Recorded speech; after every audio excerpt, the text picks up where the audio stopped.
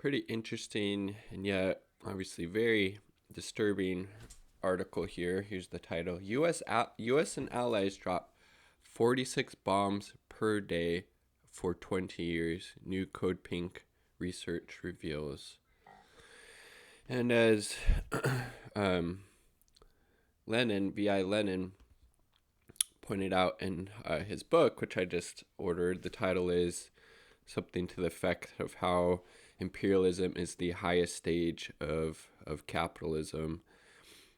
And I think that definitely rings true for the U.S. empire. These imperial conquests abroad are always used to prop up dying empires in decline. The U.S. is definitely an example of that. The U.S. and its allies, this is from Alan McLeod at Mint Press News, I'll link below, have dropped at least 326,000 bombs and missiles in countries in the greater Middle East / North Africa region since 2001.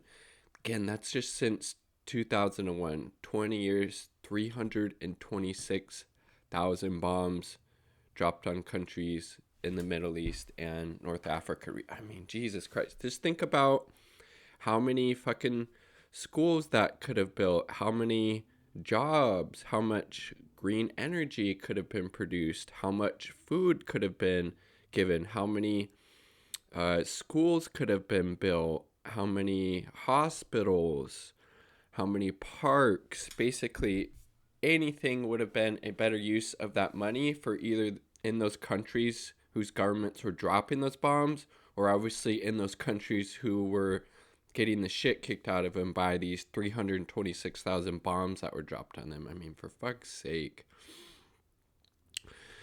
Iraq, Syria, Afghanistan, and Yemen are the countries that have felt the worst of the violence, but Lebanon, Libya, Pakistan, and Palestine and Somalia have also been targeted. The total amounts to an average of 46 bombs dropped per day over the last 20 years.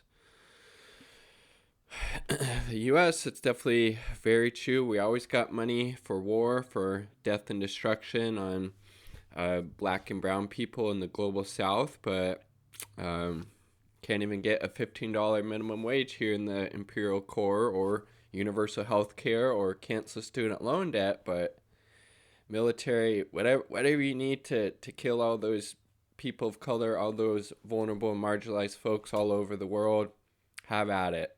Fucking blank check. Fuck it. It's disgusting.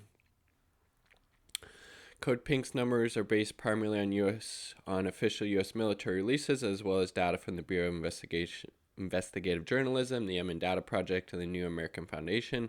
As striking as the figure of 326,000 is, it's an underestimate, as the Trump admin ceased publishing figures of its bombing campaigns in 2020, meaning there's no data for Iraq, Syria, or Afghanistan for either of the previous 2 years. Also not counted are bombs or missiles used in helicopter strikes, AC-30 gunship attacks, strafing runs from the U.S. bombers, or any counterinsurgency or counterterrorism operations in other parts of the world. So obviously that numbers would be quite a bit higher if those numbers were included. Tough but nice. Last week, Joe Biden gave the order to attack Iraqi militias in Syria, dropping a 1.75 tons of bombs on a border village, killing 22 people. Again, nothing has changed as far as I can tell substantively between Trump's foreign policy and Biden's. It's more war, more aggression towards Syria, towards Iran, towards Venezuela. Who else? Towards Iraq. The Iraqi people, their parliament, have told the U.S. to get the fuck out of their country repeatedly, not doing that. Again, Joe Biden is doing a good job of being a good puppet for the military-industrial complex and imperialism, just like Trump was ready and willing to do that. No matter who won the election, the military-industrial complex was going to come out winning. It's been proven to be true, unfortunately. Something that brought cheers from Washington insiders and corporate media pundits alike. I mean, you're cheering for war. You're a sick motherfucker, in my opinion. I mean, Jesus Christ, how would you feel if some other country was raining down fucking tons of bombs onto you and to your family and community, that would probably radicalize you, probably make you hate the country that's doing that. The move was reportedly in response to strikes on U.S. military bases in Iraq. Guess what? Those bases, they wouldn't be able to strike at them with missiles or gunfire or whatever if they weren't there. There's no reason the United States needs any military bases abroad. It's disgusting. The people, the communities in those countries don't want us there. It's only benefiting the military-industrial complex, and contractors. Yep. Bases last year. The Iraqi parliament unanimously demanded be closed. There you go. Listen to them. It's not making anybody in the U.S. safer. It's not making the people in those countries safer. Oh, fuck, man.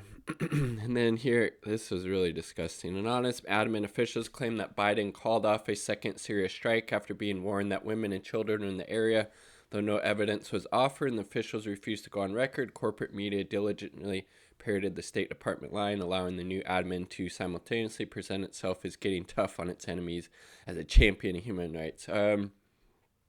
So what about these 22 people killed? That's still fucked up. There's no justification for that. It was a war crime by the Biden administration, continuing on, all of Trump's egregious and disgusting actions. War, and more war. U.S. has been at war for nearly every year of its existence as an independent nation, fighting in 227 of its 244-year history. While both Obama and Trump offered up anti-war rhetoric when they were on the campaign trail, both moved steadfastly away from that position office. Obama was bombing 7 countries. I believe it was 2 under Bush. When Obama took over, that became 7. I became the drone king. I was at like a 90% civilian death rate with those drone strikes under Obama. Still probably similar numbers under Trump. Same with Biden now. I mean, think about that. He was the drone king, and 90% of the deaths were civilians. Even if they weren't, it's still fucking disgusting and egregious. Meanwhile, Trump escalated the war in Yemen and even carried out the target assassination of Iranian leader Qasem Soleimani. Again, literally could have started World War III, but Iran showed a great deal of restraint in that regard. And again, Soleimani was an essential part of fighting back ISIS in the region, and Trump ordered his fucking assassination. I mean, fuck. Trump also authorized the use of mother of all bombs, a 9,500 kilogram explosive dropped on Afghanistan's Nangarhar province. I might be butchering that name. And then, Biden's just continuing this policy. The qualifying language with regards to, not giving Saudi Arabia any offensive support, but defensive support. We're all good with that. Keep up the billions in weapons contracts to Saudi Arabia as long as it's for defensive purposes. Jesus Christ. U.S. envoy Timothy Lenderking even went so far as to praise Saudi Arabia for its generous support over the decades for the people of Yemen. The same Saudi Arabia that is waging a fucking genocide against the people in Yemen. I mean, Jesus Christ. Biden fully supported Trump's decision to move the American embassy to Jerusalem. They're doubling down on the sanctions. They're saying, well, even though the U.S. they pulled out of the JCPOA, the Iran nuclear deal, unilaterally, we still would like some concessions from Iran, even though they were in complete compliance when we pulled out of that deal. I mean, for fuck's, so disgusting, Christ. Despite it spending almost as every other country combined on defense, the impact of war is largely unfelt. I mean, to a certain extent, yes, I agree with that. The effects of these bombs, this death and destruction happening to all these countries around the world that the U.S. is currently, attacking and waging war against. Yeah, we're not necessarily feeling that, but think about the massive amount of funding, the billions, the hundreds of billions, what adds up to trillions of dollars, things like the Iraq War, the war in Afghanistan, perpetual military industrial complex budget. That massive amount of funds could obviously be doing a lot for people in the United States. Or again, instead of dropping those bombs on people all over the global south like this, residents carry the body of several civilians killed in a U.S. airstrike in Mosul, Iraq, March 24, 2017. Building schools, helping them build their infrastructure, building hospitals, food, etc. Again, just like the police department's budget, the military's budget would be basically better spent on anything else than giving it to the military and the military industrial complex. And I mean, again, not seeing any substantive change between Biden's foreign policy and Trump's, and that should be alarming to all of us that are, if we consider ourselves leftists at all, because again, you're not a true leftist, you're not progressive, even though that's a very vague and amorphous term. You're not any of those things unless you're an anti-imperialist, and you need to stay consistent. If it was fucked up under Trump, it's also fucked up under Biden, and there's a lot of fucked up shit Joe Biden's doing right now, unfortunately. Like the video if you like the damn video. Subscribe for more content. Peace. Much love. All power to the people.